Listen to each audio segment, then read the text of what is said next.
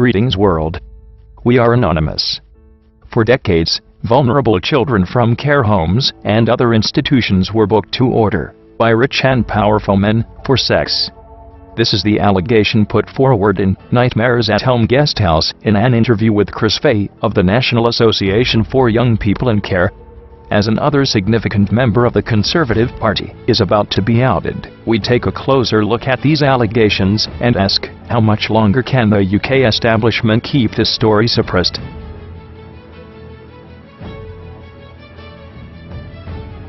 In 1974, a group of child sex abusers launched the Pedophile Information Exchange, PIE. This group was legal at the time and sought to promote the rights of pedophiles. The group espoused the view that children had the right to indulge in their sexual feelings with adults and argued the age of consent should be lowered to 4 years old or abolished altogether. This was not some fringe group, hidden away. They had thousands of members, many from senior positions in the media, the security services, politics, and other establishment positions.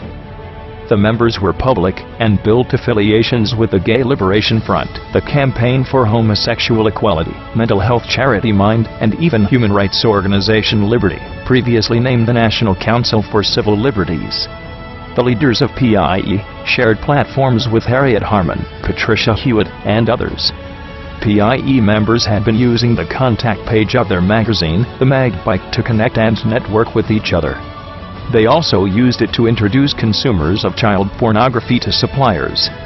In 1978, the homes of PIE members were raided, and they faced charges of conspiracy against public morality. One person, however, was not tried. He was referred to as Mr. Henderson, until the Private Eye outed him as Sir Peter Heyman, a senior diplomat and former British High Commissioner to Canada. While other PIE members, who indulged in the same activity as Heyman, were sent for trial at the Old Bailey, Heyman was sent home by the Attorney General and carried on regardless.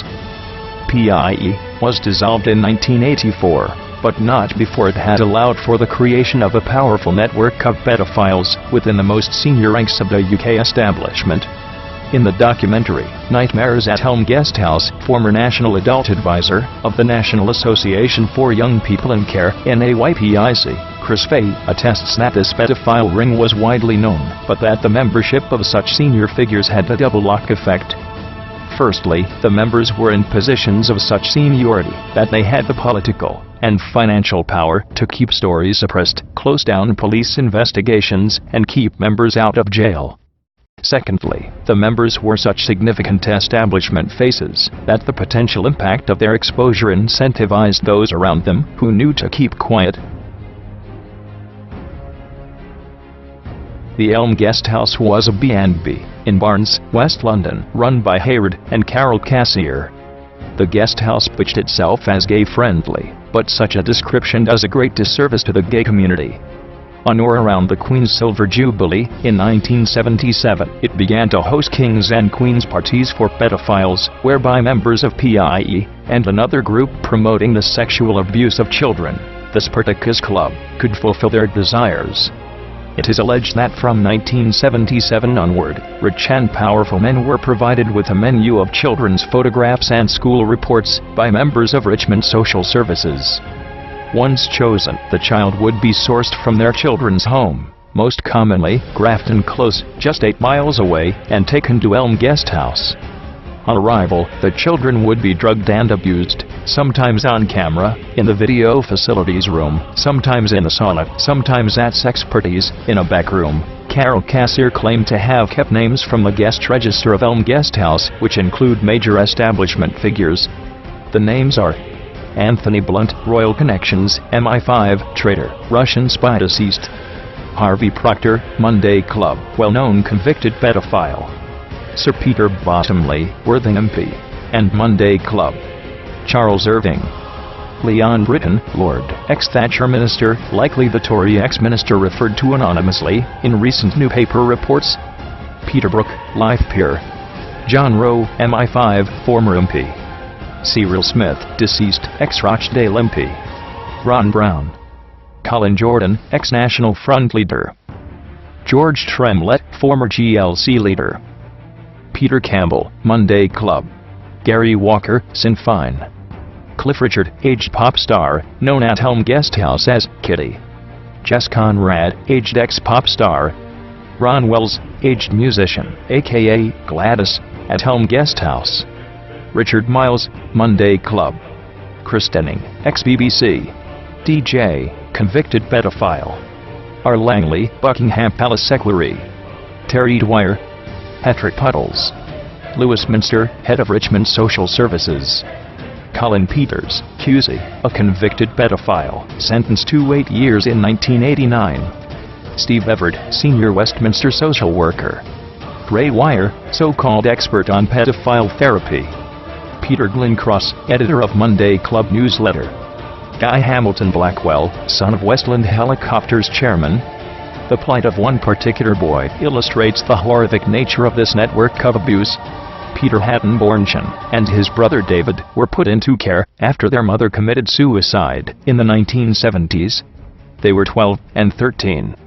One day, they were told by senior workers at Grafton Close Children's Home that they were going a treat. Their treat was a visit to Elm Guest House. Peter, his brother, and other boys were made to dress up as fairies, encouraged to become drunk, and invited to play a game of hide and seek. The boys were told to hide, and when caught by the adult men, would be sexually abused by their captor. Some of the men who raped, tortured, and sexually abused Peter and David have been named as Liberal MP Cyril Smith, Catholic priest Father Tony McSweeney, who officiated at the wedding of Frank Bruno, and deputy manager of Grafton Close Children's Home, John Stingmore, who also supplied the boys. Peter never got over the abuse he received at the hands of these men. He later complained about his treatment, and received compensation from Richmond Council, while the story remained suppressed. He fell into poor mental health, and was treated at Broadmoor. In 1994, just days after his 28th birthday, he killed himself with a fatal drug overdose. His suicide note included the words, "I will get those bastards." The Elm Guest House was raided in 1982. Police found 5 pornographic videos of children, evidence of the cashier's neglect of their son Eric, and other vice charges. Over the next year, all charges related to the Elm Guest House were dropped, and only the cashiers faced charges of running a brothel, for which they received a suspended sentence. The Elm Guest House closed shortly thereafter.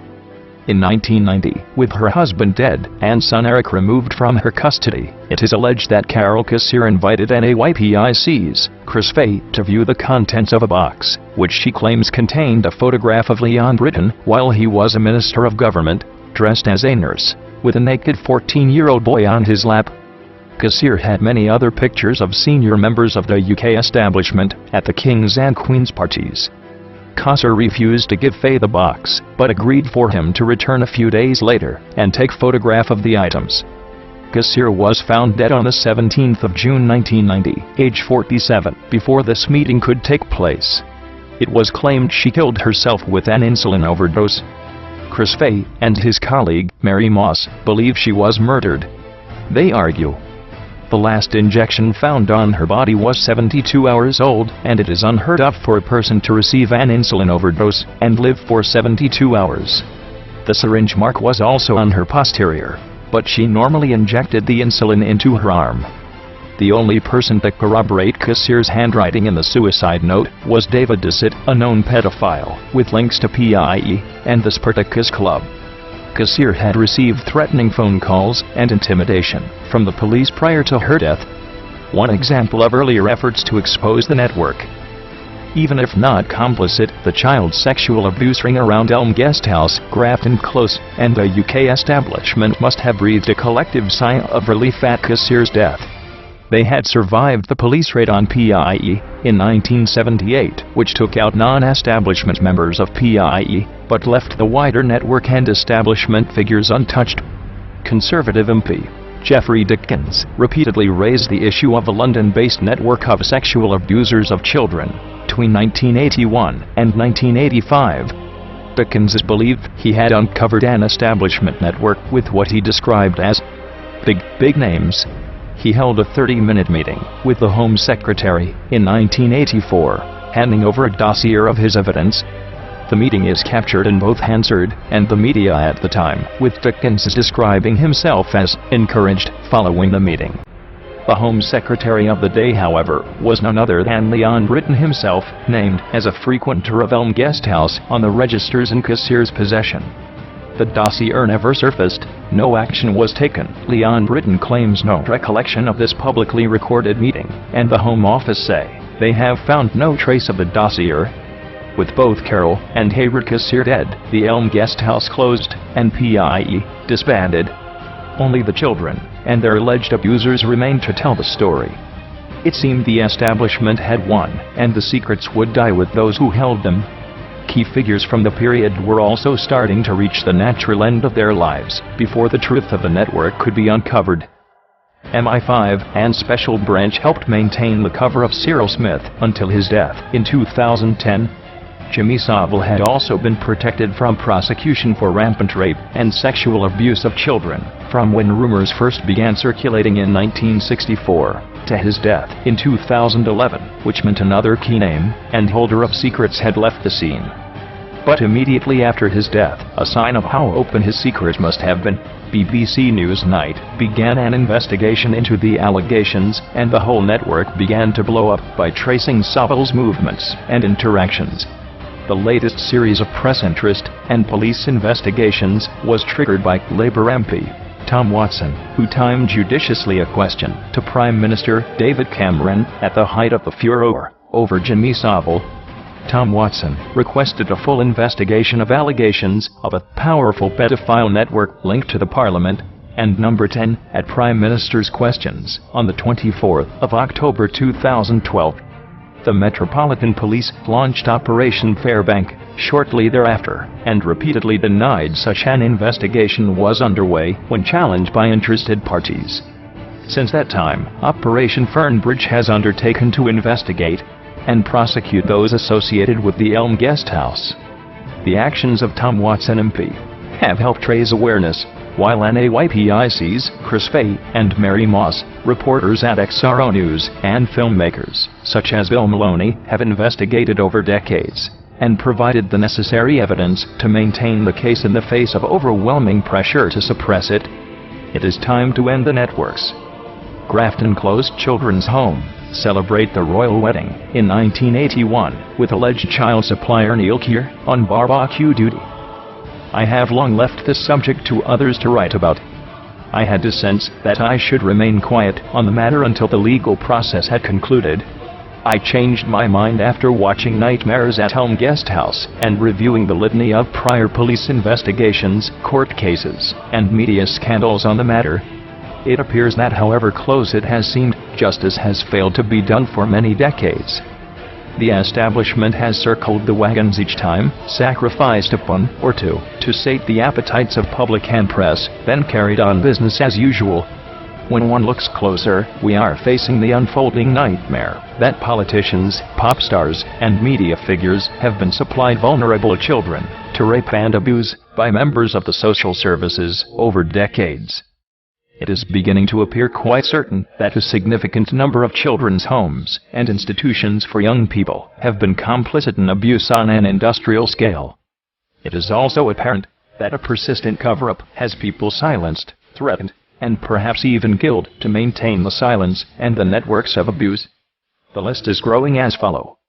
Hautalagoren Children's Home in Jersey. The network of 6 children's homes in and around Nottingham.